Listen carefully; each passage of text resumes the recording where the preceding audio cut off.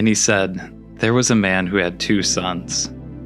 And the younger of them said to his father, 'Father, give me my share of the property that is coming to me.' And he divided his property between them.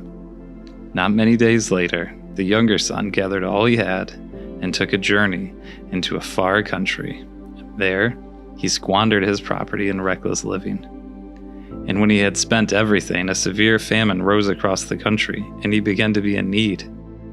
So he went and hired himself out to one of the citizens of that country, who sent him out into the fields to feed pigs. And he was longing to be fed with the pods that the pigs ate, and no one gave him anything.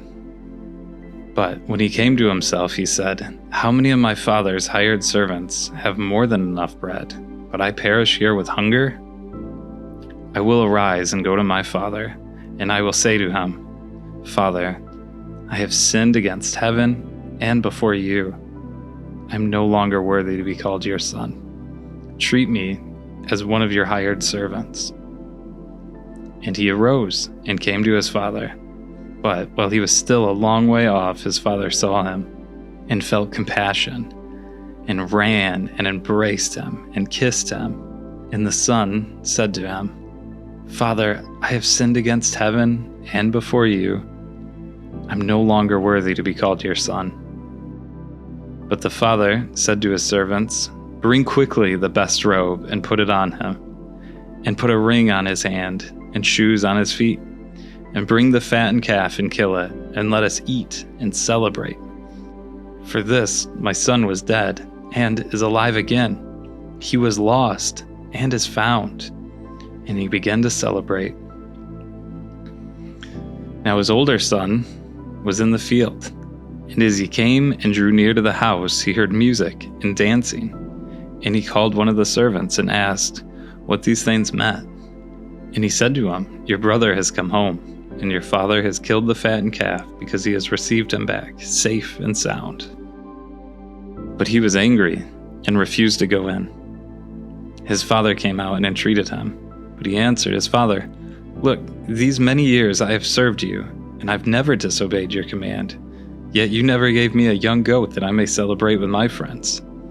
But when this son of yours came, who has devoured your property with prostitutes, you've killed the fattened calf for him.' And he said to him, 'Son, you are always with me, and all that is mine is yours. It was fitting to celebrate and be glad, for this your brother was dead, and is alive. He was lost, and is found.' He also said to his disciples, 'There was a rich man who had a manager, and charges were brought to him, and this man was wasting his possessions. And he called him and said to him, What is this that I hear about you? Turn in the account of your management, for you can no longer be manager.' And the manager said to himself, 'What shall I do, since my master is taking the management away from me? I'm not strong enough to dig, and I'm ashamed to beg. I have decided what to do, so that when I am removed from management, people may receive me into their houses.' So, summoning his master's debtors one by one, he said to them, 'How much do you owe my master?' He said, 100 measures of oil. He said to him, 'Take your bill and sit down quickly and write 50. Then he said to another, 'How much do you owe?' And he said, 100 measures of wheat. And he said to him, 'Take your bill and write 80. The master commended the dishonest manager for his shrewdness. For the sons of the world are more shrewd in dealing with their own generation than the sons of light. And I tell you, make friends for yourselves by means of unrighteous wealth, so that when it fails, they may receive you into their eternal dwellings. Who is faithful in very little is also faithful in very much. One who is faithful in very little is also faithful in much. And one who is dishonest in very little is also dishonest in much. If you have not been faithful in the unrighteous wealth, who will entrust you with true riches? And if you have not been faithful in that which is the author's, who will give you that which is your own? No servant can serve 2 masters, For he will either hate the one and love the other, or he will be devoted to one and despise the other. You cannot serve God and money." The Pharisees, who were lovers of money, heard these things, and they ridiculed him. And they said to him, "You are those who justify yourselves before men, but God knows your hearts. For what is exalted among men is an abomination in the sight of God." For what is exalted among men is an abomination in the sight of God. The parables in our passage today reveal how the pursuit of possessions and money weighs you down and can leave you feeling unfulfilled, full of comparison, and hopeless. The prodigal son took his inheritance and spent it all on reckless living. The older brother was jealous of the treatment his returned brother received because of how well he had managed his father's wealth.